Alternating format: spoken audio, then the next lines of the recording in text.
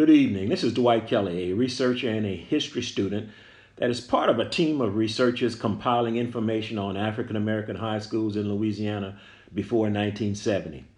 Today, my colleague, Dr. Russell Hill, had the pleasure of interviewing Coach Wilbur Flanagan, a distinguished coach in the LIALO during the 1960s.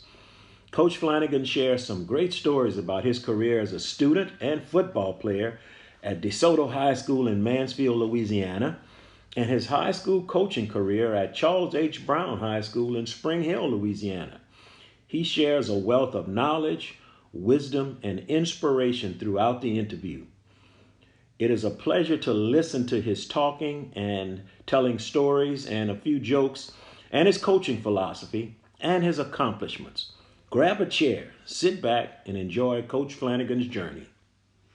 Okay, and then from there, where did you go? I entered into college that June Where? at Grambling. Grambling. And, Right. And what position did you play? I was defensive back at Grambling. Okay. And I did something that, well, I'm just saying that didn't too many people do. I started at corner for Grambling my freshman year. Okay. And we won the first WAC championship that year. We were tri-champions. Okay. Okay. Now, and so you graduated from Grambling in what year? I graduated from Grambling in 1964. 1964. And what did you do at that time? After that? At that time there, I graduated midterm. Okay. I graduated at midterm of 1964. And I did student teaching in 2.5 years, and I was out. Well, but other than that, when I got out, it was at midterm, and no jobs available, whatever. Mm-hmm. And then I ended up going to the Continental League in football that June up in Charleston, West Virginia. Okay. I decided I didn't want to play anymore, so I left there. Okay. I had it made going, so it was just start. The Continental League was just starting then. And I had it all everything going, but I lost my desire to play. Okay. So now, what did you do after you left the Continental League? What year was that? That was the summer of '64. 1964. Right, and, Okay. and then I went to Grambling to work. Oh, you worked at Grambling. I worked at Grambling for about a year. Okay. So that takes care of 1965. That takes care of '64 and into '65. Mm-hmm. And I left there in August of '65. Okay. And where did you go then? I came to Brown High School. Oh, you're talking about Spring Charles Hill. H. Brown High School in Spring That's right. Spring Hill. Spring Hill. Okay. Right. And so, when you went there, where did you go there in, let's say, in what position did you go there? Well, I came there as a elder physical ed teacher and the head coach Okay. at Brown High. Okay, and head coach. What did you coach? Well, I coached, I had the whole team. I mean, what football. sports? What sports? Football. Football. What about basketball? Oh, no. I was just a football coach and a baseball coach Okay. at Brown High. Okay. Let's talk about your football experience at Brown High. This is 1965, right? Right. Okay. How did your team do? So you were Tigers, Right. and you were a Tiger, Mm-hmm. a blue and white Tiger. Right. Then you became a black and gold Tiger. And then I became a green and white Tiger. Oh, a green and white Tiger. Okay, good. Uh-huh. Now, tell me this. what type of team did you acquire in 1965, or was this the beginning of your football experience? Well, I came to a school that was a Grambling coach that left here, Coach Albert Dennis, who left, who was a teammate of my high school coach at Grambling. And he got a job over in Shreveport, and I came here replacing a legend. Okay. And I ran into a senior ball club that was losing their coach that they had started under and was left, and they were not even interested probably in playing for a new coach. Mm-hmm. And so I ran into that, an established, they were tremendous ball players, athletes in this town. And I had to deal with that ghost, that he was gone and they was wanting to be still with him. Yeah. And so some of them didn't want to play anymore and all these type of things. Yeah, I dealt with that too. Okay. So what was the final thing that made you hold the team together? What about you made you hold the team together? What did you tell them? Well, I told them I had nothing to do with it, and I could understand their feelings because they had been there all their lives, and that's all the coach they knew. And I said, I understand your feelings. I said, but I have a job. You come, we play. We can't change what has happened. So they were reluctant. Senior leaders, youngsters followed them, and I told them if 11 show up, we're going to play. And then we started looking good at what I was doing. I was using a half a line to practice against the other half, then swapping them over passes. We had a different outlook. When I come here, it was 3 yards in a cloud of dust. And I said that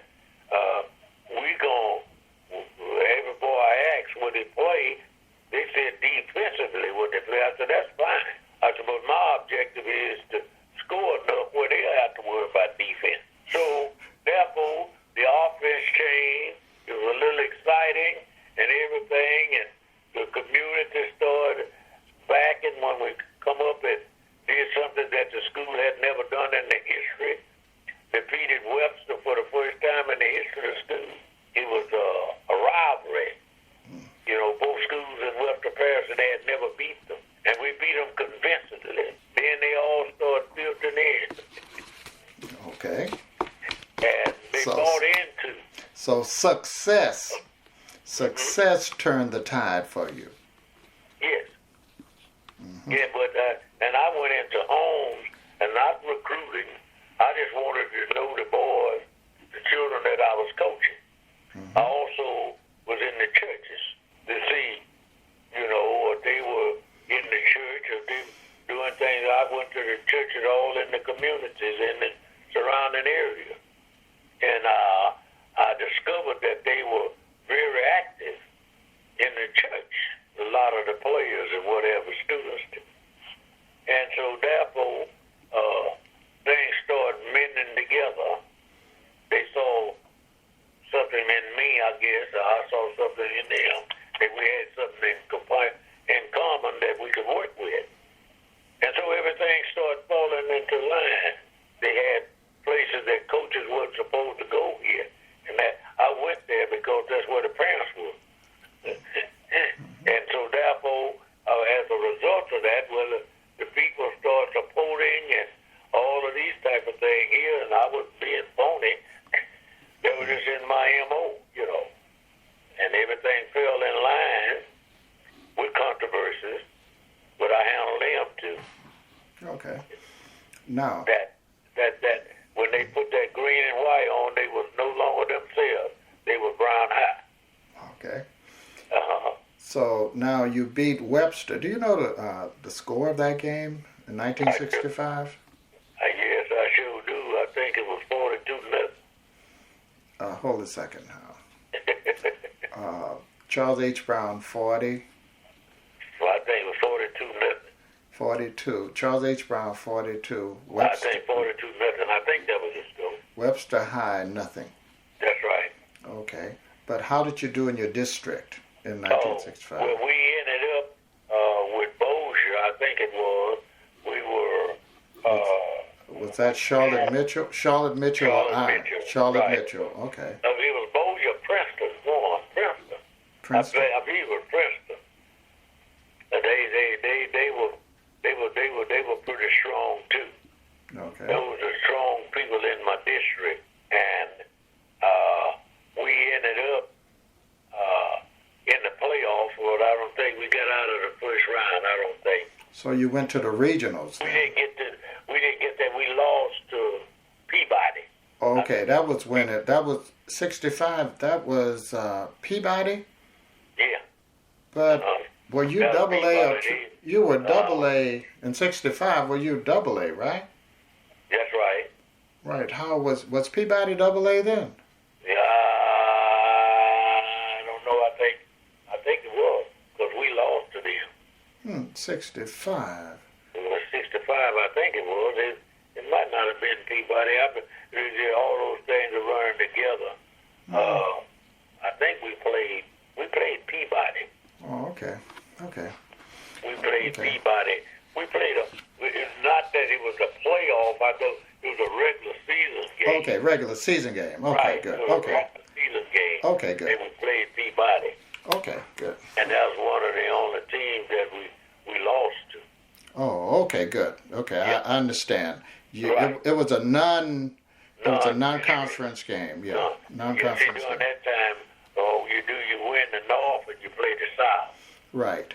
And Yeah, that's the way that was set up. and so Princeton won out. I think Princeton won out. Okay, that's 65. What about 66? 66. Well, 66. That was in 66. Oh, that was I got to cross up on that 66 Okay. and that 67. Okay. Let's see, because I know in 68 we played Southern for the state championship. Okay, Southern Lab School, right? And we lost to them 12 to 7. 12-7, you lost. Uh-huh. So you were runner-ups in 1968. That's right. Oh, We okay. were run-ups. That was in 60. I want to get them years running together on me. Yeah, I understand. I think that was 68. 68. Okay. And how were your teams like? Just generally, how did your teams fare in 66 and 67? You don't have to give me details. Well, no, we always won way more than we lost. See, I would lose maybe one game, 2 games at the most during the year. Mm-hmm. And well, they were all competitors. Okay. And I ended up with guys like Steve Dennis and all those guys that had followed after the others. Mm-hmm. And by the way, one of the superstars, one of my first signees, that when I come here, well, they having his funeral Friday, and he played for the New York Giants. Okay. And his name is? John Mendenhall. Oh, Mendenhall. Okay. Yeah. Okay. Oh. Yeah. He died day before yesterday, having his funeral Friday. Oh, okay. Uh-huh. Oh, okay. He was one of my, I'm getting ahead of that I got that was signees at Grambling. Okay. And the boys in Spring Hill had a reputation of being good athletes, but they wouldn't go to college or state. You know, they didn't well, in high school, well, they didn't care too much about college thereafter, you know. Mm-hmm. And I rode up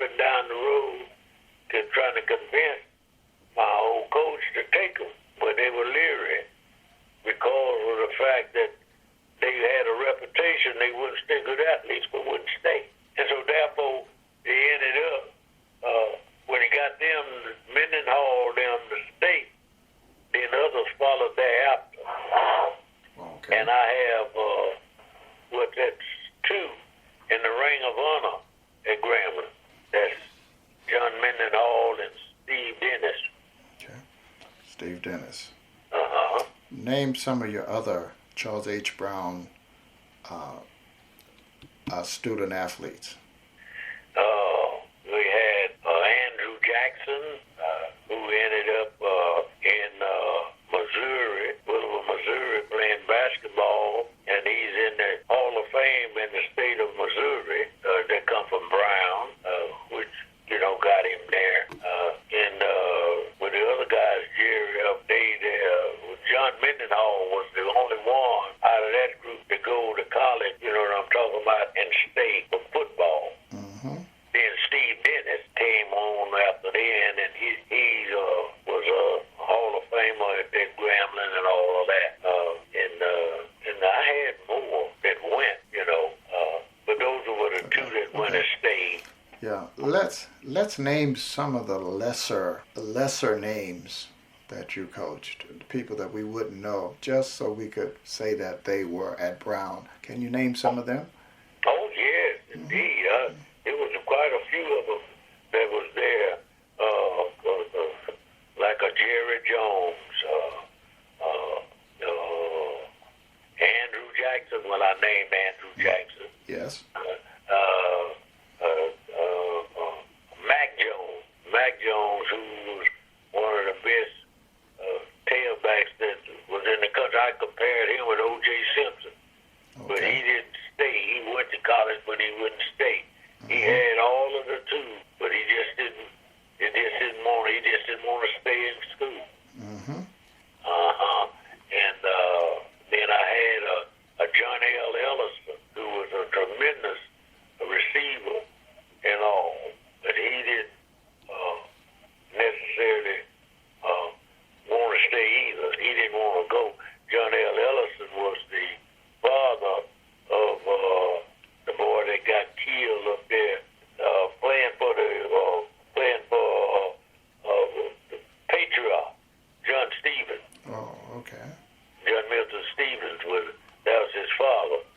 He was a good athlete also, but he and his son ended up with the Patriots. He was Rookie of the Year in the NFL for the Patriots.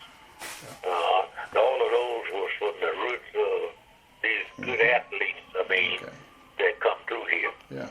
Let's name some of those, the ones who didn't shine as much. Just name some of the guys who you've coached. That wasn't in the public, Right. that's the public eye. Right. And those type of things there. You're looking at a Precious Brownlee, a Codis Montgomery. You're looking at all these names. I see a short memory, better than a long memory. But thinking about all of them that coming through, I see Jerry Jones, Felix Jennings, who was pound for pound about as good as you want to see. He could do it all, and he weighed about 140 pounds, but he was some type of an athlete. And then we had, when I mentioned Precious Jr., Archie Smith, Mark Gray, Codis Mark Gray, and all of those. Well, these were all very good athletes. Now, how were your kickers? I had one of the best. I forgot him, Calvin Lewis. Calvin Lewis still holds records at Grambling now. He was one of the best. Was he a kicker or a punter? He was a punter.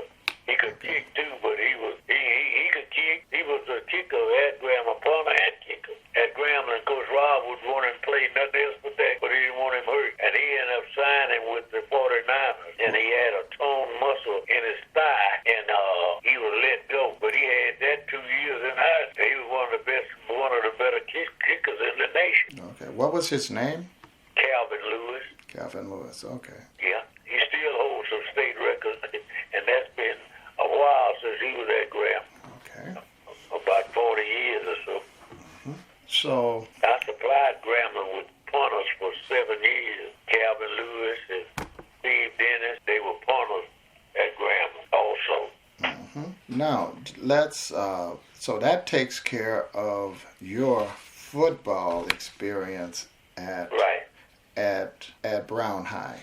Right. So, but now that we're doing it, can you tell me about the basketball team at Brown High? How were they? Though you weren't head coach, I would say. No, but they were.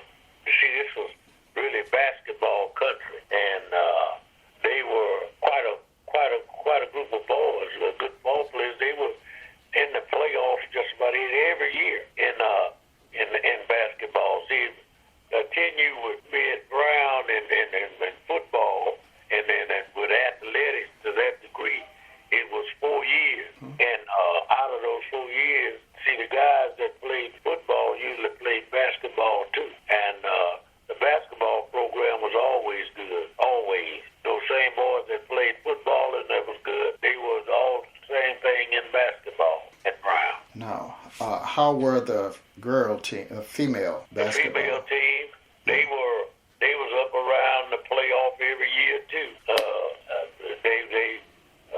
The girl team, they was around there every year in the playoff. They didn't advance too far, but they were competitive, and they'd make a run anyway. It was basketball country. Mm-hmm. Did you have any track stars or any baseball there? Well, we had baseball. We had a good baseball program also, and there again, you will have those same people that played football. Well, they played baseball too. They were those same people. They were good in all of that. So we had a good program, summer program and all, and it was baseball and football. Come on, but this basketball and baseball, when they loved it, but then they started liking football a little better. Now, we've gone through quite a bit. We've gone from DeSoto High, football and basketball. Now we're at Charles H. Brown, mainly football, because you were mainly football there. Right. Now, if you think in terms of with Charles H. Brown, I would ask you the same question I asked you about DeSoto High School. You look at it retrospectively. What do you have to say about your coaching experience? My coaching experience there, I saw a transition of at a time when it was needed for the people to start thinking good about themselves. And I dealt with it more than just athletics. It was that total person. And I saw the results of changes that took place in them as a result of. I was in the community, I was in the churches, I was in the houses and all, and it ended up with an extended family that you touch lives, and then when they come back years, it's not going to happen all of a sudden. They come back and they tell you the impact that you had as a result of things other than in the book, and all this is about life. And all of them go off, and I said, you're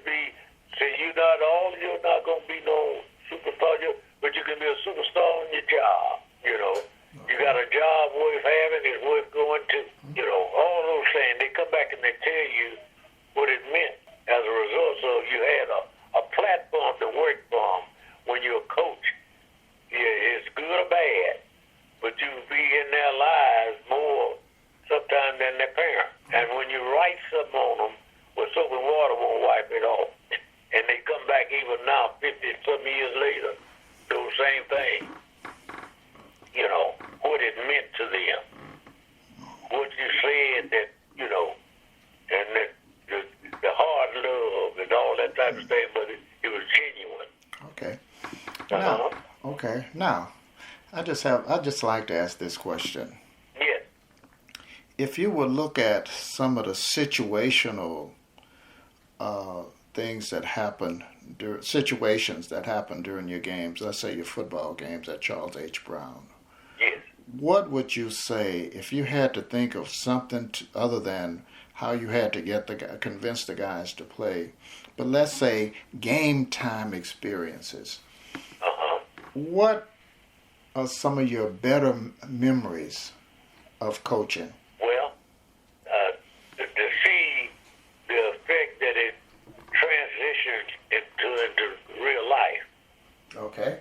How did they apply those things in real life? Okay. Now, I'm going to ask it a different way.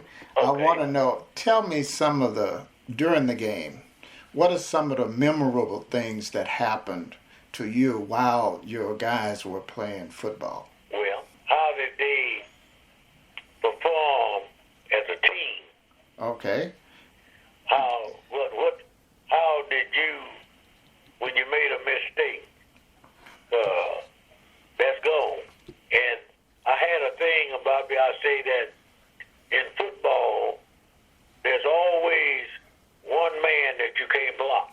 And that is to say this here, is that somebody got to run the ball.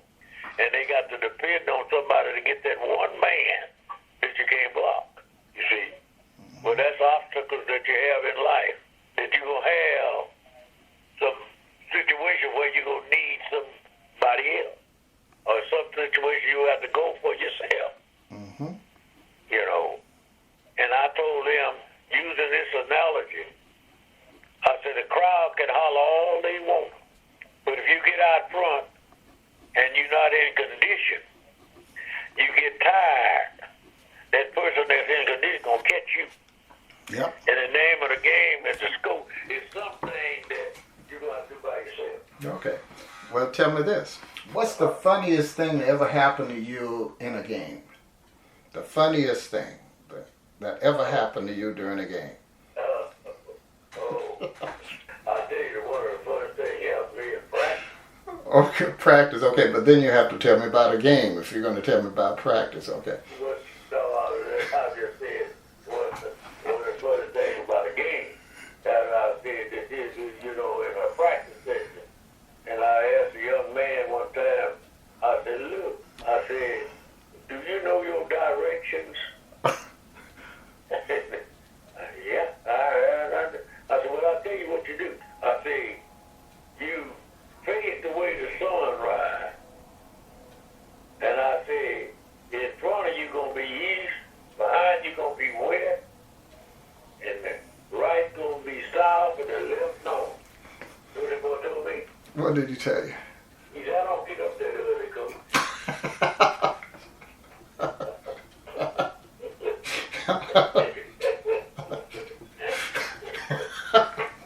Well, that's that. Now that's good. And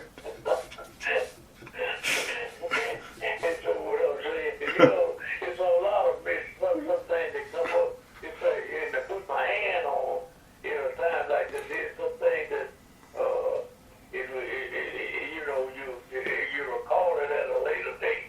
Oh, okay. Now that's a good one. That's a good one. But now, make me laugh about something that could have happened during a game. That's what I'm saying.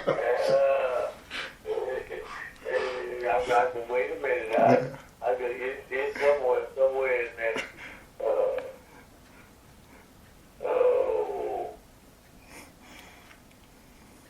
It's so many. I got right now, but I can't pull it right now. Okay, that's fair. That's fair. But the one you gave me was very good. That was very good. That was very good. Well, Coach, thank you very much for allowing me to interview you. Okay. Well, I hope that we do something. It will. Because had you not talked, no one would know anything about what you've been through. Oh yeah, that's right. Yeah. That's right. It's made me a better man. Good. Thank you very much. I hope I did the same thing for them. Yeah. Thank you very much. I appreciate it.